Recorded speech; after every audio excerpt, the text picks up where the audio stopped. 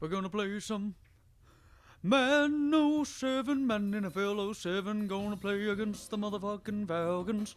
Yeah, it's gonna be the Texans rebuild, oh, looking to make the motherfucking playoffs. Oh, fell short at 7-9 last season, yeah.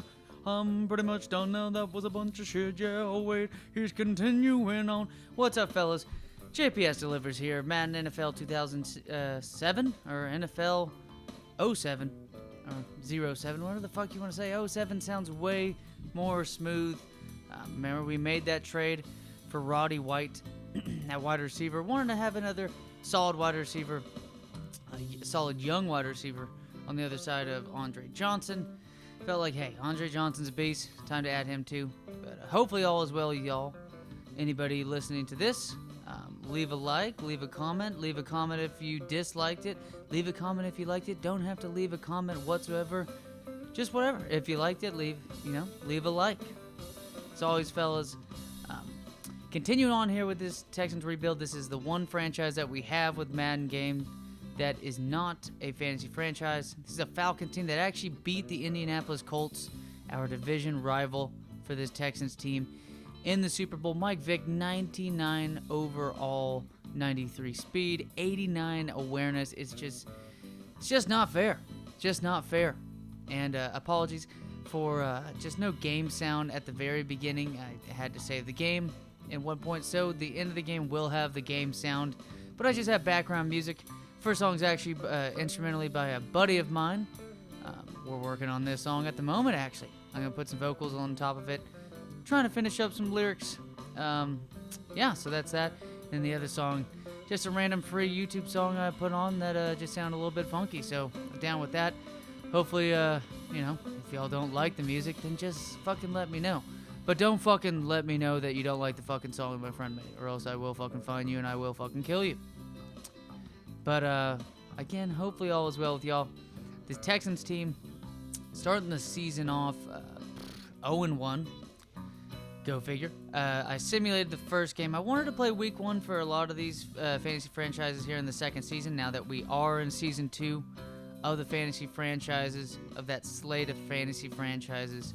I'm starting off with Madden 09, and then actually in the middle of playing a Madden NFL 2012 one, so it should be interesting to see how Cam Newton's going to be. I mean, as a rookie, Cam Newton was like second or third in the MVP race. I forgot who he lost it to.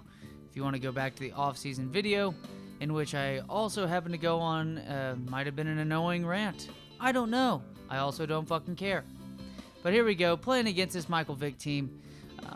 Work done at running back. Don't think there's many household names? That's what it is, household names. At wide receiver, since Roddy White had left. Maybe Eric Moulds is still on this team, but I know Eric Moulds was definitely towards the end of his career at this point. And I know he's like 87 overall. Nice player to have across from Andre Johnson. But hey, this is a rebuild, folks. And that's why I traded away some of the best offensive linemen we had to get a guy like, Mr. Barron at left tackle, who is starting to become injury prone, which irks me a little bit.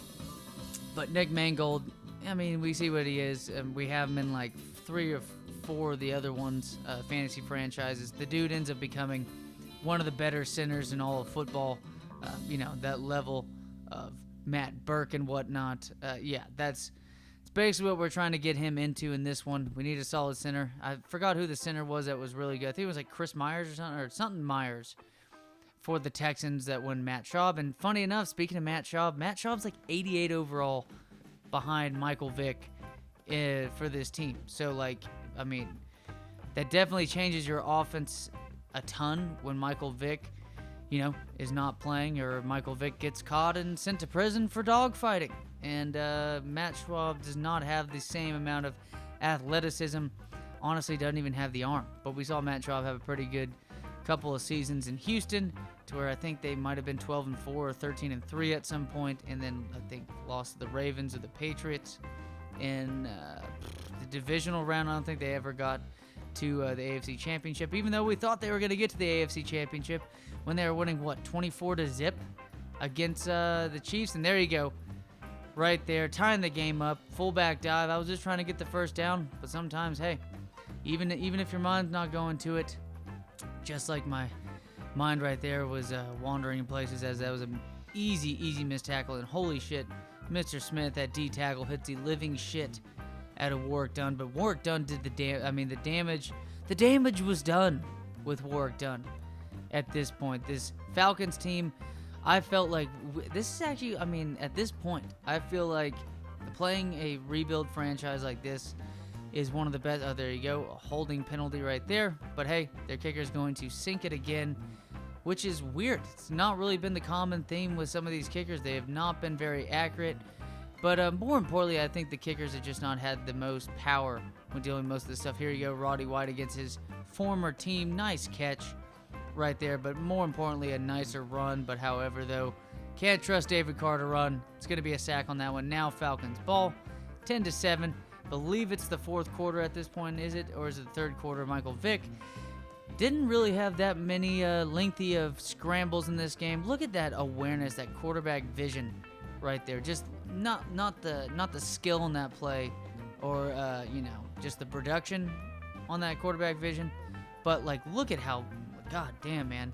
I'm so used to like even Michael Vick balling out on the Panthers fantasy franchise, just having way less of a space of a quarterback vision for that than that.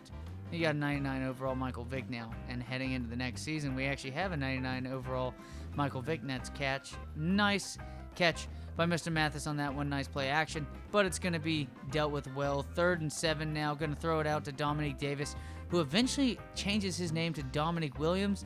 That or in this game, they had it messed up. I'm pretty sure he changed it to Dominique Williams, because Dominique Davis is pretty much his name for like Madden 2005, 2006, 2007. And then he teetered off to where I'm pretty sure, looking at what his face looked like as Dominique Williams, it seemed like not only did the name change his last name, I think it also added about 30 pounds to his face, because he definitely looked like a chubby man at that point. He was definitely in better shape with his Houston Texans team right here. But I think in like Madden 2009 and shit, that was what he looked like. Nice play right there for the first down. At this point, it is the fourth quarter, coming towards like the halfway point of the fourth quarter. They're getting down the field. TJ Duckett right there, and here it is, 55-yard attempt. Now this is the point to where it's like it's got to be a stellar kick to make that, and it's just like just like we've seen other times where the kick just barely falls short. He's not the Polish leg, and no one on this Falcons team is Andre Johnson, even though I'd have to say Roddy White had more catches in this game than Andre Johnson. Here we go on 3rd down, incomplete pass. And here we go, 57-yarder for Josh Brown. I did not put it lower. His kicking power is damn good. But unfortunately, though, it's going to be a punch in the nuts. That is a heart-breaking miss. Well, a hard miss, because I'm not going to say heartbreaking. The game's not over yet. 4 minutes left. Trying to play good defense on this. I honestly, with this Texans franchise, again, just me cutting over to other shit. But going back to my point earlier, this has definitely helped deal with other teams that are not as good as the other fantasy franchises are amongst the group that we have for different games. And here we go. Nice catch by Roddy White on that one. I felt like he was balling out on those curl flats. Or not curl flats, but just the curl rat itself. So it's a flat because of a player like Dominique Davis. But here we go. Pass out to Andre Johnson. Going to be incomplete. It's going to actually be offensive pass interference against Andre Johnson on this one right here. And then 2nd and 14. Looking for Dominique Davis. He's got the speed on the outside. He's a sick-ass dual threat for us. Holding penalty now by Mr. Barron, which is pissing me off. He's a left tackle. He's supposed to be the dude that's supposed to help us in the future, protect this team. But fortunately enough, after that offensive pass interference, it's going to be defensive pass interference on shutdown corner D'Angelo Hall on that one. Right? But unfortunately right there, I thought we would get a first down out of that. And we do not. But then should have passed it out to the running back, Morency. But hey, it is what it is. Still get the catch. There you go, Roddy White getting the first down. It's a very important first down. Indeed, 2. Now 1st and 10. Play action. Going to throw it out to Andre Johnson into the end zone. And going to be incomplete. Looking now on 3rd down. Should have thrown it to the tight end. Instead, throw it a little bit late to slot wide receiver, Mr. Mathis. Forgot his first name. It's definitely not Robert Mathis. We know this. But then Mr. Brown definitely within range. Clutch kick. It's 10-10, 30 seconds left now in the entire game. Nice catch by Michael Jenkins. I mean, Michael Jenkins was a player that a lot of people thought was going to be a pretty good player for the most part, but just didn't live up to the hype. Well, I don't even remember how much hype he had, but I do know that he was a first-round pick. I'm pretty sure he's a first-round pick.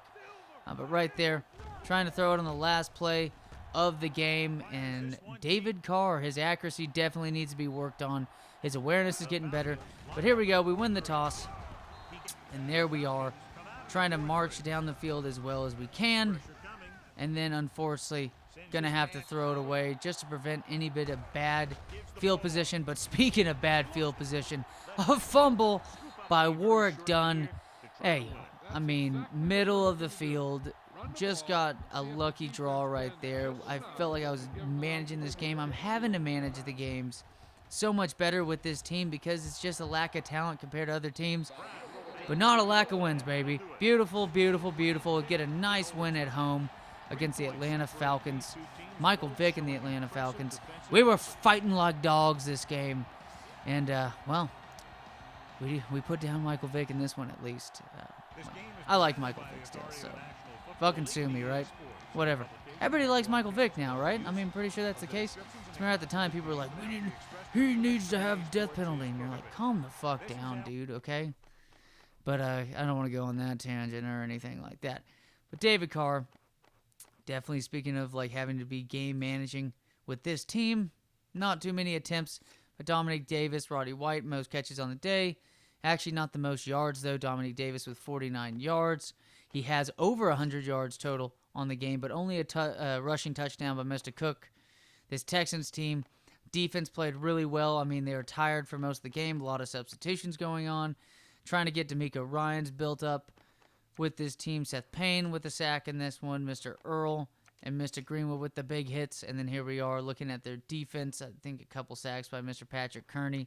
And I don't think John Abraham's on this team anymore. I'm pretty sure he's on the Jets at this point. But, I mean, hey, you just think about what this team would be like with Mr. Coleman, Mr. Johnson, Mr. Kearney, and then Mr. John Abraham. It's just not fair. John Abraham's a fucking boss of a DN. We know that. We all know that. He was a beast for the New York Jets. Definitely a beast. Well, definitely a beast for both. But a nice win right here. Moving our way on to week 5 or 6. We'll have to see. But as always, fellas, take it easy. See you next time.